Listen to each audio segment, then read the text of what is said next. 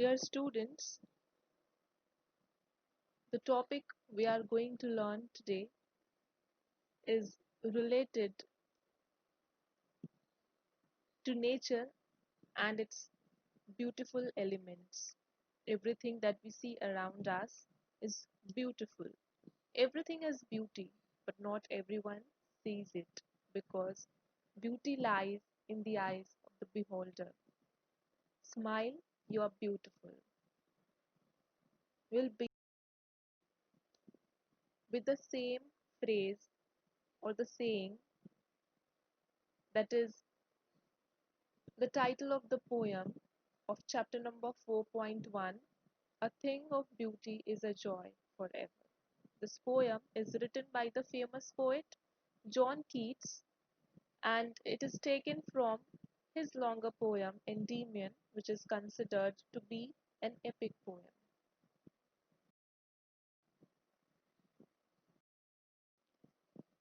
We'll start with the first stanza. A thing of beauty is a joy forever. Its loveliness increases, it will never pass into nothingness, but still will keep a bower quiet for us, and a sleep full of sweet dreams and health and quiet breathing. Students, you can see the second line, a term is added that is enjambment.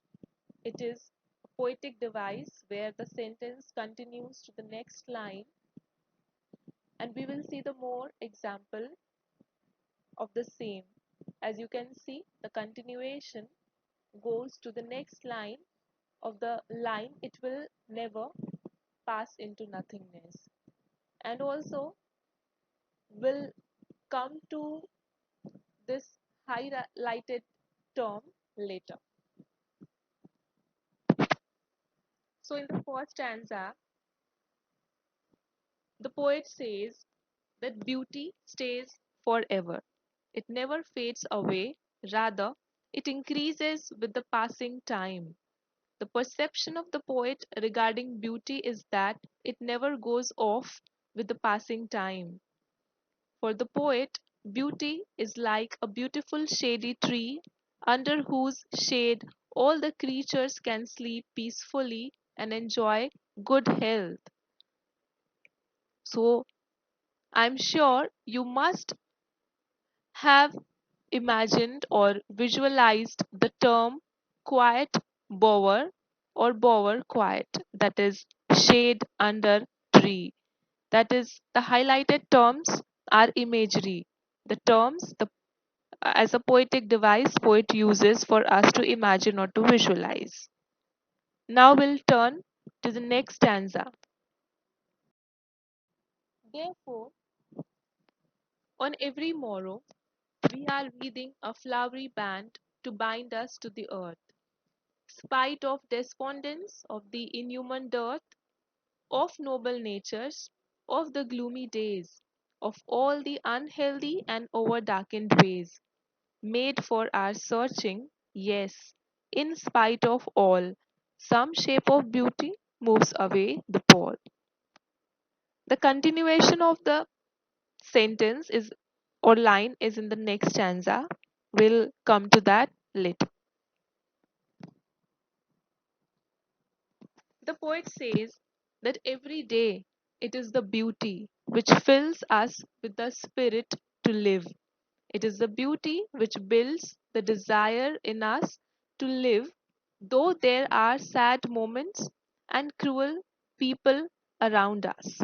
So, here the poet wants to say that without beauty, the earth will be full of cruel people, sad and gloomy moments. It is the beauty which is created by God which helps to remove the sadness from our hearts.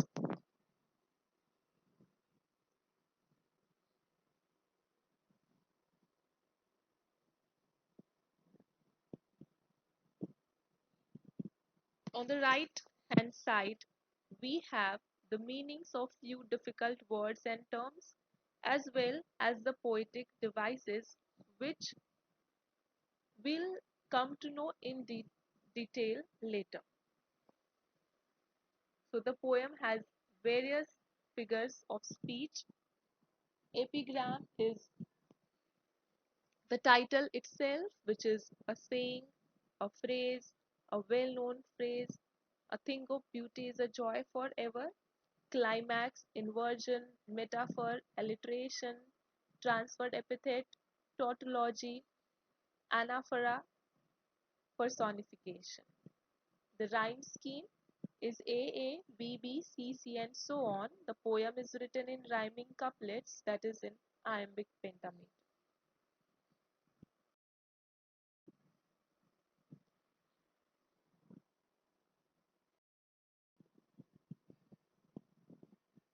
From our dark spirits, that is the continuation of the previous stanza.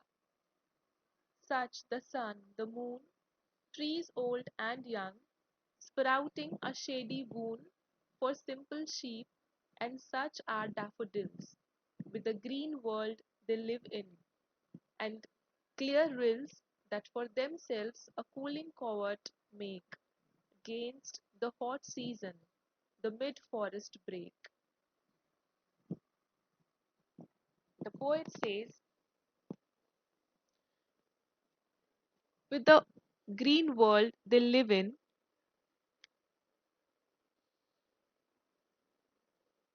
all the natural elements, the beautiful things which are present on the earth. And these are the sun, the moon, trees, flowers, daffodils in particular, and the rivers. Poet says that all these things are like a blessing that is given to us by the earth. He further describes that the trees provide us with their shade, flowers with their beauty, and rivers with their coolness during the hot summers. All of these are the beauties of nature with qualities and which are like a boon for us.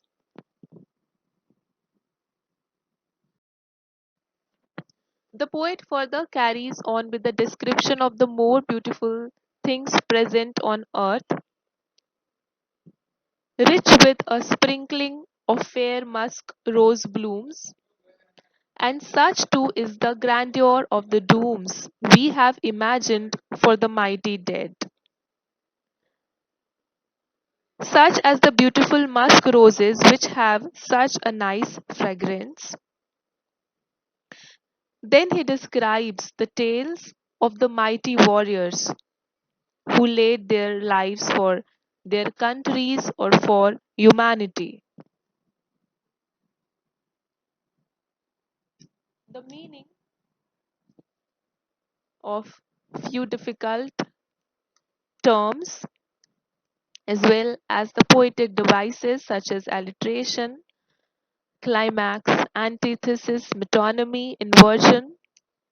The rhyme scheme, as we know, is A, B, B, C, C, and so on, pentameter. Now we'll move towards the next stanza. All lovely tales that we have heard or read, an endless fountain of immortal drink, pouring unto us from the heaven's brink. Nor do we merely feel these essences for one short hour. No, even as the trees that whisper round a temple become soon dear as the temple's self, so does the moon, the passion poesy, glories infinite, haunt us till they become a cheering light unto our souls and bound to us so fast that whether there be shine or gloom overcast, they always must be with us or we die.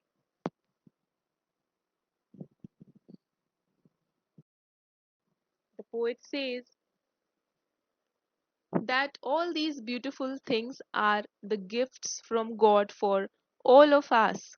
They are like nectar given by God to us, and these are those beauties which are immortal and give us a reason to live on this earth despite having so many sorrows in our lives.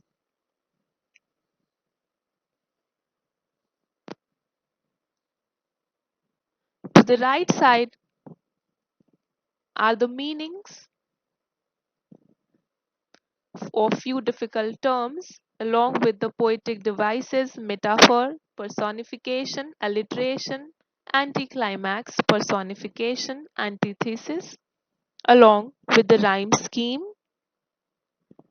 The explanation of the poetic devices will have in the next video. Thank you, students. Stay safe, stay home.